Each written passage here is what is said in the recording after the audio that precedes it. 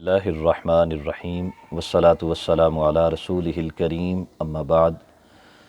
قربانی کا جانور تمام عیوب فاحشہ سے سلامت ہونا ضروری ہے۔ اس سے مراد یہ ہے کہ ہر وہ عیب جو جانور کے نفع کو روک دے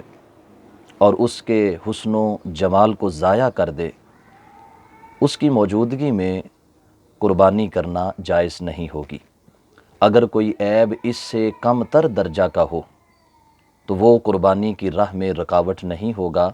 اور جانور کی قربانی کرنا جائز ہوگا۔ بنیادی طور پہ عیوب کی دو اقسام ہیں۔ بعض عیوب ایسے ہیں کہ جن کی موجودگی میں کسی صورت قربانی نہیں ہو سکتی،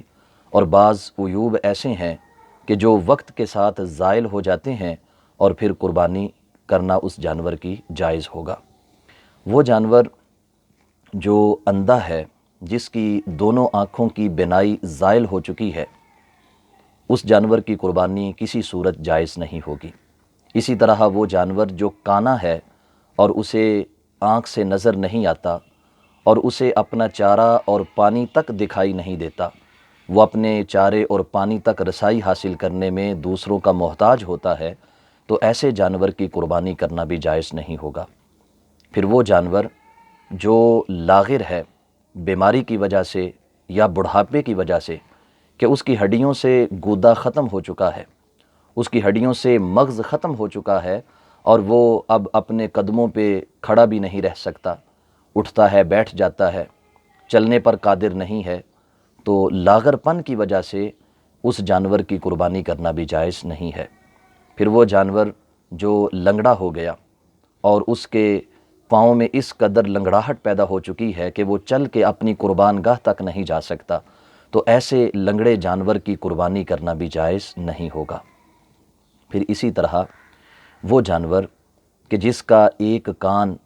1/3 سے زیادہ کٹ جائے اور اس کے بدن سے جدا ہو جائے۔ ایک ہوتا ہے کان کا چر جانا، کان چر جائے لیکن سلامت ہو اور بدن کے ساتھ موجود ہو،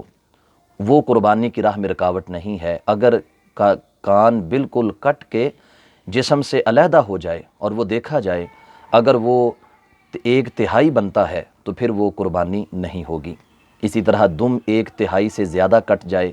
یا دمبے کی جو چکتی ہوتی ہے جسے پنجابی میں چکی کہتے ہیں، اگر وہ چکی 1/3 سے زیادہ کٹ جائے تو ایسی صورت میں اس جانور کی قربانی نہیں ہو سکتی۔ اگر مادہ جانور ہے تو مادہ جانور اگر بکری یا دمبی یا بھیڑ ہے تو اس کا اگر ایک تھن خشک ہو جائے اور سکڑ کر جو ہے وہ ختم ہو جائے تو پھر اس کی قربانی کرنا بھی جائز نہیں ہے۔ اسی طرح اگر گائے ہے یا بھینس ہے یا اونٹنی ہے، اگر ان کے 2 تھن خشک ہو جائیں، سکڑ جائیں، تو وہ بھی قربانی کی راہ میں رکاوٹ بن جائیں گے۔ ایسا جانور جس کے پیدائشی سینگ نہیں ہیں تو اس جانور کی قربانی کرنا جائز ہے۔ یا سینگ تو تھے لیکن جانوروں کے ساتھ وہ لڑتے ہوئے زخمی ہو گیا اور سینگ اس کا ٹوٹ گیا، اب دیکھا جائے گا کہ سینگ اگر اس کا اوپر سے خول ٹوٹا ہے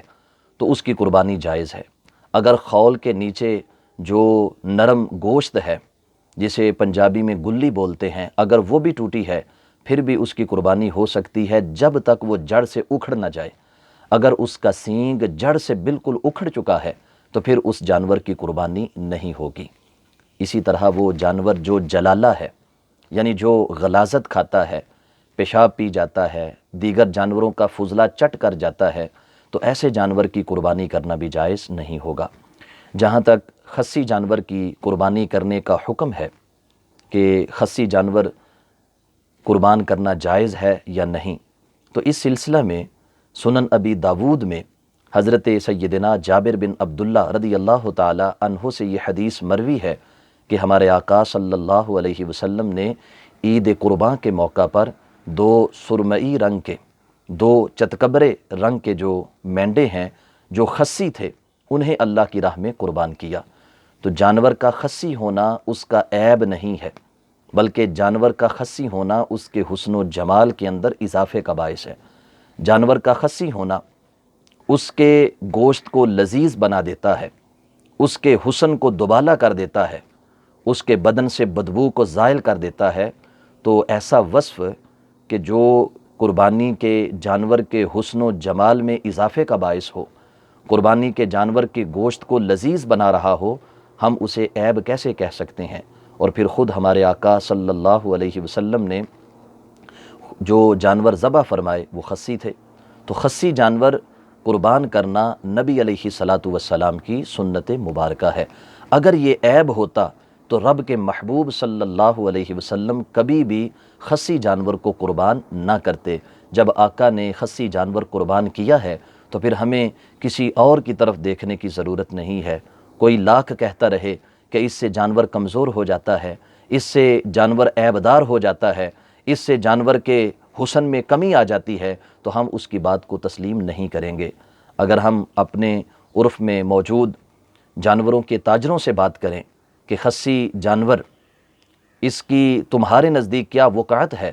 تو وہ یہ بتاتے ہیں کہ جانور کا خصی ہونا اس کی منفعت کو نہیں روکتا، جانور کا خصی ہونا اس کے جمال کو زائل نہیں کرتا، اور نہ ہی اس کی قیمت میں کسی قسم کی کمی آتی ہے، بلکہ ان کا کہنا یہ ہے کہ جو جانور خصی نہیں ہوتا لوگ اسے کم پسند کرتے ہیں، کیونکہ اس سے بدبو آتی ہے، اس کی حرکتیں غیر فطری ہوتی ہیں، اور اس کے گوشت کے اندر بھی ایک خاص قسم کی بو پائی جاتی ہے، جبکہ خصی جانور وہ پاک بھی ہوتا ہے، اپنے پیشاب کے چھینٹوں سے بھی بچتا ہے، اور اس کے گوشت کے اندر بھی لذت پائی جاتی ہے۔ احباب ذی وقار، ایک مرتبہ پھر میں عرض کرتا ہوں کہ وہ تمام عیوب جنہیں عیوب فاحشہ کہا جاتا ہے، اگر وہ موجود ہوں تو قربانی کا جانور کسی صورت قربان گاہ کی طرف نہ لے کر جائیں، کیونکہ رب ذوالجلال ان کی قربانی کو قبول نہیں فرمائے گا۔ جانور کا عیوب فاحشہ سے پاک ہونا، یعنی ایسے تمام عیب جو جانور کے نفع کو نہ روکیں اور جانور کے حسن و جمال کو زائل نہ کریں، اگر ایسا کوئی عیب جانور میں موجود نہیں ہے تو پھر ہم اسے اللہ کی بارگاہ میں قربان کریں گے۔ دعا ہے خالق کائنات جل جلالہ ہمیں تمام عیوب فاحشہ سے سلامت جانور اپنی بارگاہ میں قربان کرنے کی توفیق عطا فرمائے۔ وآخر دعوانا ان الحمد للہ رب العالمین۔